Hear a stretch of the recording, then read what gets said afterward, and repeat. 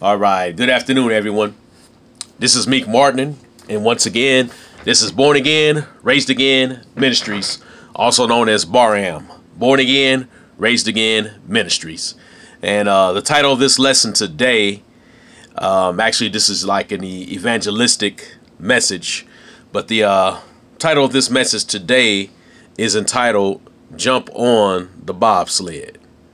Okay, jump on the bobsled. So I'd like to share this with y'all. Okay, jump on the bobsled. Bobsled is an acronym, and you're about to find out exactly what that acronym is. Okay, so what is meant by bobsled? The B is for born again, which comes from the Gospel of John, chapter 3, verses 1 through 8. Obey, the O is for obey, which is Matthew chapter 19, verses 16 through 22. Believe, the second B is believe, which is coming from the book of Hebrews, chapter 11, verse 6. The next S is study, and that's coming from 2 Timothy 2 and 15. The L is for love, which is coming from Mark chapter 12, verses 28 through 31. Exempt, which is coming from John 15, 18 through 19. Endure, which comes from Ephesians 6, 11 through 13. All right, so that's what is meant by bobsled. So I'm going to break every letter of this acronym down. All righty, we're going to break it down. Okay, so born again, coming from John chapter 3, verses 1 through 8.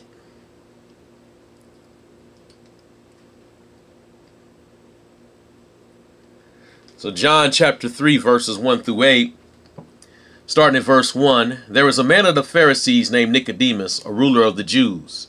The same came to the Messiah by night and said unto him, Rabbi, we know that thou art a teacher come from Yah, for no man can do these miracles that thou doest except Yah be with him. The Messiah answered and said unto him, Verily, verily, I say unto thee, except a man be born again, he cannot see the kingdom of Yah. Nicodemus saith unto him, How can a man be born when he is old? Can he enter the second time into his mother's womb and be born? And the Messiah answered, Verily, verily, I say unto thee, except a man be born of water and of the Spirit, he cannot enter into the kingdom of Yah. That which is born of the flesh is flesh, and that which is born of the Spirit is spirit. Marvel not that I said unto thee, Ye must be born again. The wind bloweth where it listeth, and thou hearest the sound thereof, but canst not tell whence it cometh, and whither it goeth.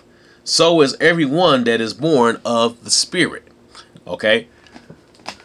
Breakdown. Nicodemus was a Pharisee, a ruler of the Jews, so hence he was an Israelite. If an Israelite by blood needs to be born again, everyone does. Okay, so people who are saying that, you know, they're an Israelite, Hebrew Israelite by blood and things like that, they must understand they must be born again, because Nicodemus was a Hebrew Israelite by blood as well, right? But what did the Messiah tell him? He needed to be born again, right?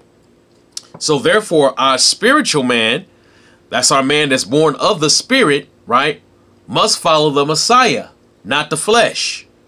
Okay? Not the flesh. It's our spiritual man that obeys him and that follows him now. Okay? Not the flesh. Next slide. The O is for obey, and that's coming from Matthew chapter 19, verses 16 through 22. And behold, one came and said unto him, Good master, what things shall I do that I may have eternal life? And he said unto him, Why callest thou me good? There is no one good but one, that is Yah. But if thou wilt enter into life, keep the commandments. He saith unto him, Which? The Messiah said, Thou shalt do no murder, thou shalt not commit adultery, thou shalt not steal, thou shalt not bear false witness. Honor thy father and thy mother, and thou shalt love thy neighbor as thyself. The young man said unto him, All these things have I kept from my youth up. What lack I yet? The Messiah said unto him, If thou wilt be perfect, Go and sell that thou hast, and give to the poor, and thou shalt have treasure in heaven, and come and follow me. But when the young man heard that saying, he went away sorrowful, for he had great possessions. We have to obey what the Messiah is directly telling us what to do. Yes, we keep the written 10, the 10 commandments. However, we must obey what he is telling us now by his spirit, which is the spirit, the Ruach HaKodesh, right? So we have to obey what he is telling us. Okay? Many of us, just like this rich young ruler here, an example, right? You've kept the 10 for a long time. This young man kept the 10 from his youth on up, right? But then when the Messiah tells you something specifically, when the Spirit tells you something specifically, when the Father gives you specific instructions on what to do, you don't obey. Okay? We have to obey what he's telling us to do.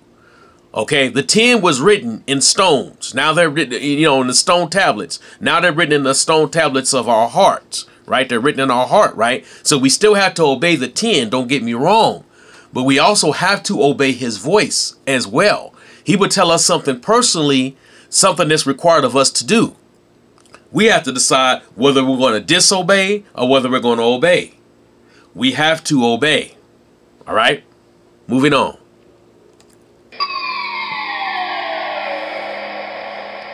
We have to believe. Okay? We have to believe. Hebrews 11:6.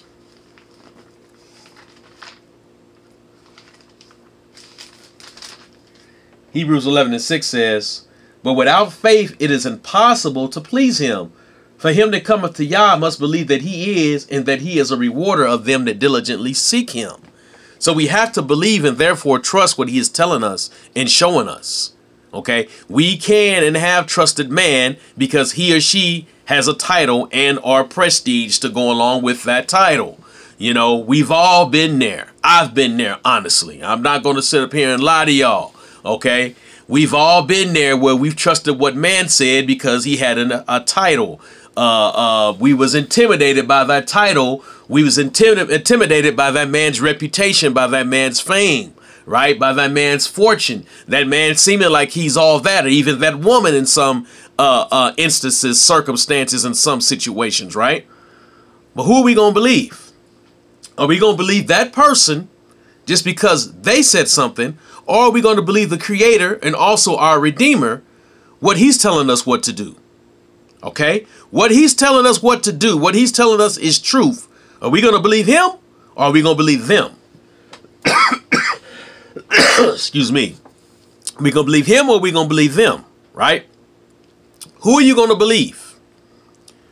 Whose report are you going to believe? Man or the Messiahs? Okay? Man's or the Creators? Man's or the Redeemer? Who are we going to believe? Moving on. Excuse me, y'all.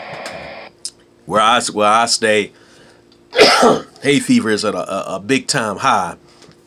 And it's hit not just me, it's hit a lot of people this week. But I'm still going to teach this. All right. Okay, the next one is study, which is 2 Timothy 2. Chapter 2. Okay, so 2 Timothy chapter 2 and verse 15. 2 Timothy 2 and 15 says, study to show thyself approved unto Yah, a workman that needeth not to be ashamed, rightfully dividing the word of truth. Like I've said before, and I'll say again, it says rightfully dividing the word of truth. If we are instructed to divide it rightfully, there are those, and myself many years ago, that wrongfully divided the word, right? We didn't break it down correctly.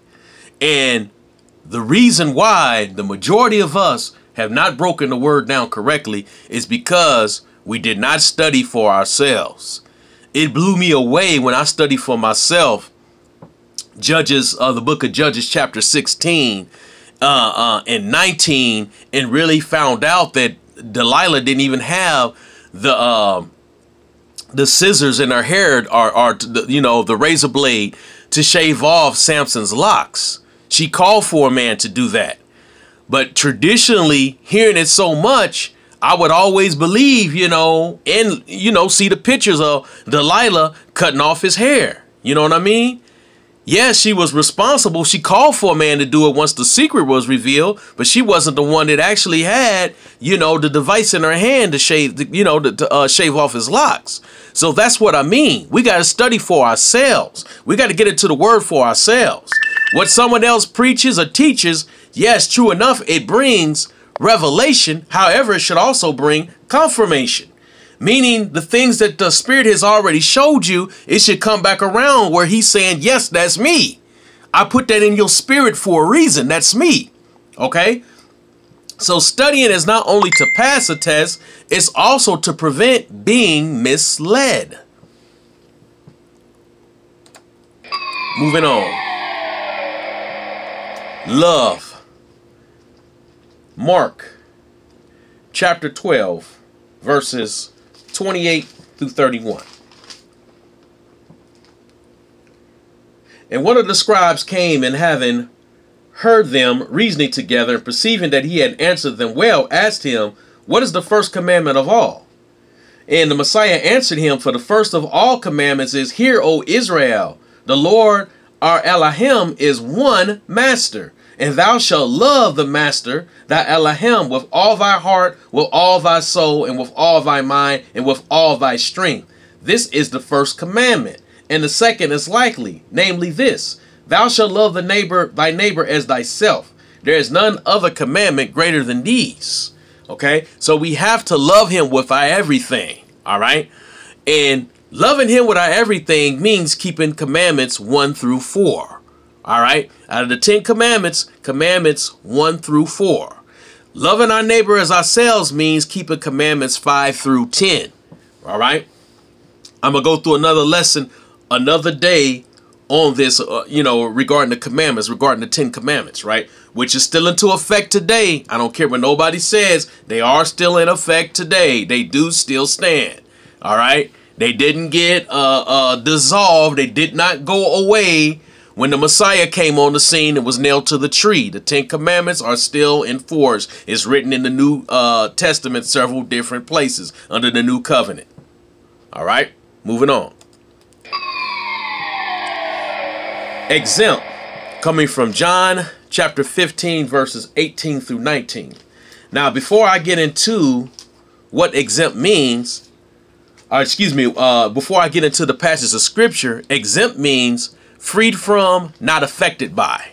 Okay, so we're going to find out exactly what we are exempt from, what we have to realize, how we have to live, that we are exempt from something. Okay, John 15, 18 through 19.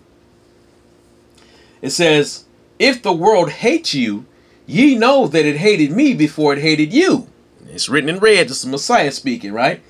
If you were of the world would love his own, but because you are not of the world, but I have chosen you out of the world, therefore the world hateth you.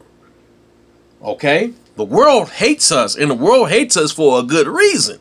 Okay? But what we have to understand is that we are exempt from the world.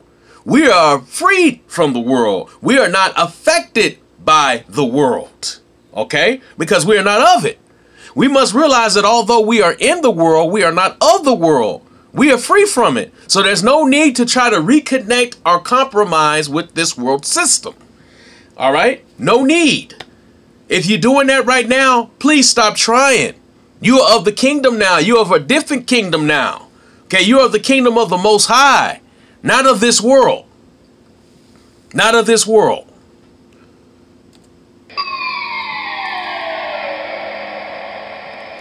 The last one is dual. Okay? Dual. Coming from Ephesians chapter 6, verses 11 through 13.